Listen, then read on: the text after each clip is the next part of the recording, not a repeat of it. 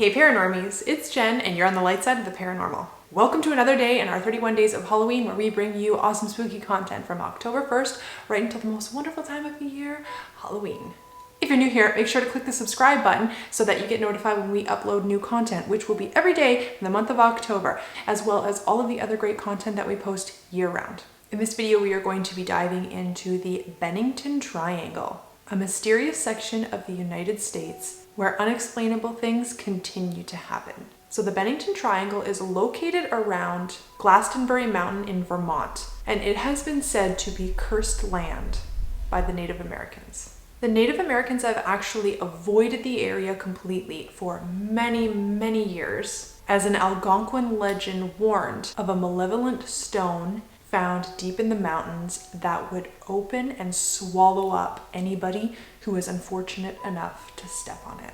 There have been so many weird things and weird accounts in this general area, way too many to talk about in one video. So I've compiled the most famous accounts, but there are dozens and dozens of Bigfoot sightings in the area, or sightings of unknown creatures and cryptids. Beginning with a sighting in the early 1800s when a stagecoach was traveling in the area and had to stop because the road was washed out. When the stage driver got down, he noticed that there were large, strange footprints in the mud. Suddenly something large attacked the coach, knocking it on its side. And all that was seen from inside the coach was large, terrifying eyes peering in the windows, and then the creature let out a huge scream and took off into the forest. Later, there was a lot more sightings very similar to this one, which now we understand to be what we know as Bigfoot sightings. There's also been multiple missing persons in this area. In 1943, Carol Herrick went missing while on a hunting trip in the area and was found 3 days later with very mysterious footprints in the mud around him. They said that he had been squeezed to death, which is an awful way to go, but my thought is that they were thinking a Bigfoot squeezed him to death. From 1945 to 1950, people started to disappear regularly. On November 12th, 1945, a hunting guide named Mitty Rivers, who knew the area very well, was leading 4 hunters in the southern woods of Glastonbury. Rivers went ahead of the group to get back to camp before everybody else, and it was later discovered that he actually never made it to the camp area. A group of over 300 people took part in searching for him, including US soldiers, but after 8 days, all they found was a rifle cartridge that Rivers had used. There was no sign of any animal attack, and there was no body ever found. With all of his outdoor skills and his rifle with him, people really thought that he would show up eventually, or that he would turn up in town, but nobody ever saw him again.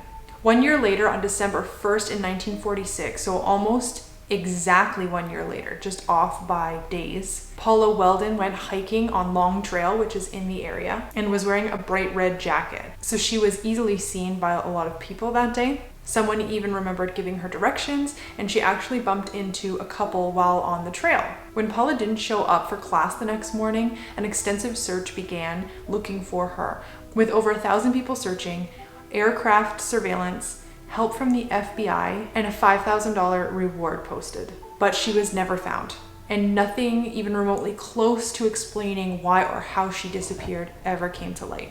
In fact, the couple that she encountered on the trail said that she seemed to disappear right from the trail as soon as they had passed her. On December 1st in 1949, so 3 years later, James Tedford went missing. So exactly 3 years to the day, same day, somebody else went missing. James Tedford had been in St. Albans visiting relatives, and he took a bus home. He was one of 14 passengers on the bus when it arrived at its final stop, but during that ride, he had just disappeared right off the bus. His belongings were all still there on the bus, all still on the seat, but no one reported ever seeing him get up and leave or any sort of suspicious activity. His disappearance was investigated, but nothing was found. On October 12th in 1950, an 8-year-old boy named Paul Jepsen went missing in the area. Paul was playing in the cab of his family's truck when his mom left him for a few minutes to go take care of the pigs, and when she came back, he was gone.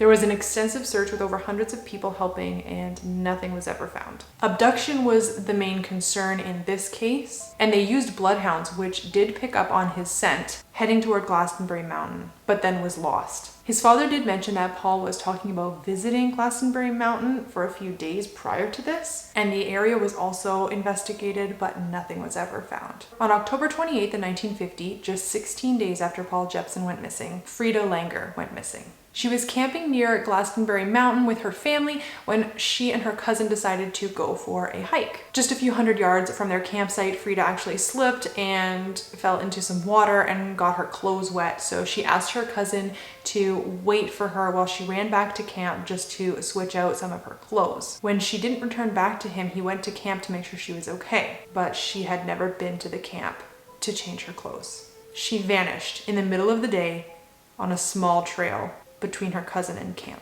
In the following weeks, an extensive search was done, including over 400 people and police, as well as firefighters, volunteers, and aircraft.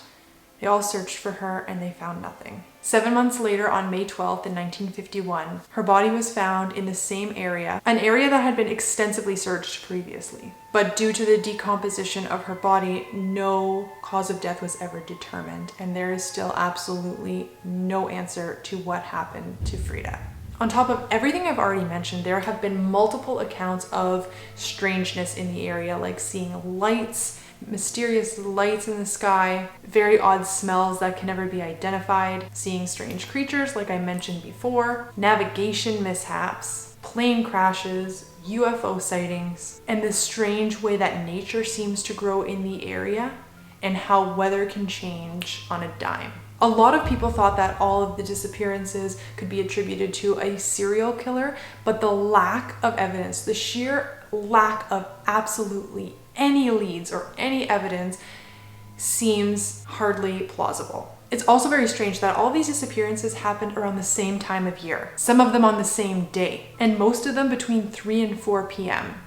Not to mention all of them being in the same area. So some theories, like I said, the serial killer theory, but also the wormhole or vortex theory that these people are just slipping through dimensions, or some type of hole like this rock that was in the Native American legends that just swallowed people up. And maybe there was some truth to that. Maybe there is some ancient knowledge of a vortex or dimensional hole in the area. Others attribute the high levels of strangeness to UFOs or alien activity in the area. So what do you think is going on in the Bennington Triangle? Is there anything you know about this area that I have left out or that I forgot to mention? Have you been here? Do you know any stories? Do you have any personal stories about the Bennington Triangle? Please leave all of that in the comment section down below. If you like this video, don't forget to boop that like button. It helps us out a whole lot, and we will continue to make videos like this. One click goes a long way. And that's it for me tonight, guys. So until tomorrow, sleep well. Bye.